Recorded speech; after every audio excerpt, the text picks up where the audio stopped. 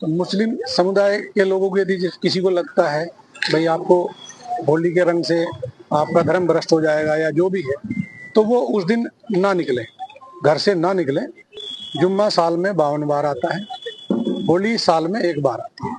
हमारे साथ मुस्लिम स्कॉलर इलियासी शरफुद्दीन मौजूद हैं। आपका बहुत स्वागत है। और शरफुद्दीन जी, सबसे पहले आपसे यही सवाल करना चाहूंगी कि जिस तरह से होली को लेकर के तमाम तरह की बयानबाजी तेज हो चुकी है, लेकिन इन सब के बीच मुस्लिम धर्मगुरुओं के भी एक मत नहीं है। कोई ये कह रहा है ऑल इंडिया मुस्लिम जमात इसे असंवैधानिक करार दे रही है, और इसके साथ ही तमाम ऐसे धर्मगुरु जो हैं वो ये कह रहे हैं कि सही है, हमें चेहरे पर रंग नहीं लगाना चाहिए। बीजेपी विधायक के भी बड़े बयान सामने आ चुके हैं कि, और वो साफ तौर पर ये कह रहे हैं, बिहार के विधायक हैं, उनका नाम भी आपको बता दूंगी, हरिभूषण ठाकुर, और उन्होंने कहा है कि मदरसों में पढ़ाया जाता है चेहरे पर रंग लग जाने से अल्लाह दंड देंगे। आपके क्या कुछ मत, क्योंकि एक मत नहीं है पूरा मुस्लिम जो समुदाय है, मुस्लिम धर्मगुरुओं की एक मत नजर नहीं आ रही है।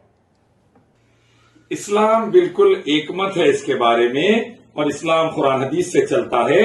टुकड़े टुकड़ों में जातिवाद, टुकड़े टुकड़ों में अलग अलग किताबें, टुकड़े टुकड़ों में अलग अलग ग्रुप नहीं है हमारे पास।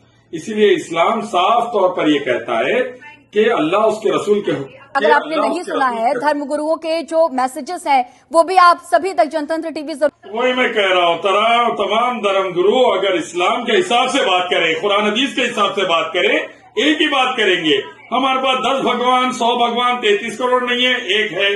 तो एक अल्लाह है, एक रसूल है, एक कुरान है, एक हदीस है और एक हुक्म है। और हुक्म ये है कि लॉ एंड ऑर्डर बरकरार रहे, लड़ाई झगड़ा ना हो, किसी की जान माल इज्जत व आबरू पर हमला ना हो।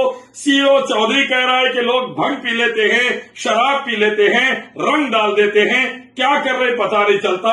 इसी वजह से बलात्कार भी हो रहे, एक्सीडेंट्स भी हो रहे, बच्चियों से छेड़खानी भी चल रही, हिंदू बेटियों का रेप भी हो रहा और बर्बादी भी हो रही। तो मैं कहना चाहूंगा कहीं पर भी लॉ एंड ऑर्डर कोई भी ब्रेक ना करे, भंग और शराब के नशे में बर्बादी ना लाएं, बल्कि एक दूसरे का लिहाज करे, अदब करे, भारत को एकता की तरफ लेके जाए, एक दूसरे के धर्म की वहां पर ख्याल रखे और धर्म के मामले में एक दूसरे को नीचा ना दिखाए।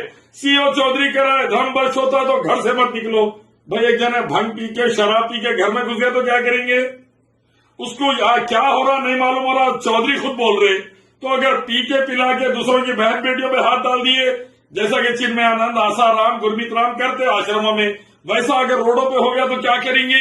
ये तमाम चीजों का ख्याल रखा जाना चाहिए।